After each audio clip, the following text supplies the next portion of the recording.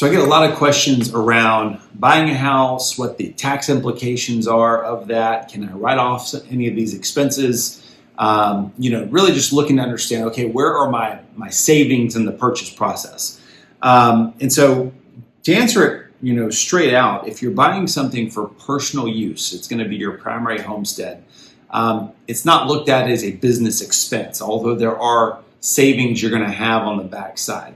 Those savings for a personal residence are going to be, you get a mortgage interest deduction up to a certain amount. And so for most people, average price point, you're really going to be able to write off all of your interest, your mortgage interest as a part of that. And so that's the primary. The secondary is comparing to not owning, being in a rental situation. You get to deduct and you get to put in place essentially a fixed cost of living for your homestead, as opposed to rental rates go up over time, right? And so when you have a fixed price, I've made my purchase, I know what my payment's going to be for the next 30 years. The other thing you're getting there is you're getting to really set in stone your tax basis for property taxes. Those can only go up a certain amount. They don't go up with the market. They can only go up a maximum of 3% per year in Florida because it's a homesteaded property.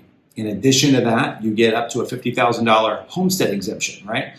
So there's a lot of little components here that are worth considering in regards to the purchase for a primary homestead. Now, if you're buying an investment property, if you're buying a second home that's for rental purposes, these are going to be looked at a little bit differently. So when you're buying an investment property, you get to deduct your initial, most of your additional acquisition costs.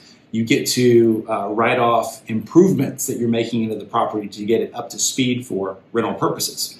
So we're not going to line item what all of these items are, but you certainly are looking at it more as a business expense than you are looking at it as something you're living in for your own home. So this would be something you'd want to discuss with your CPA, what the real benefits look like to you and in your personal tax situation, if this is something you're looking at. The other thing you do on commercial or investment property is you're able to depreciate the property over a scheduled period of time. And so this comes back each year on your income tax return where you're able to make that depreciation deduction. And so I think what we see is a lot of sophisticated investors really understand how to utilize this in their best interest to make sure these deductions are fully benefiting them when it comes to tax time. So hope that helps. There's a lot of little components to this.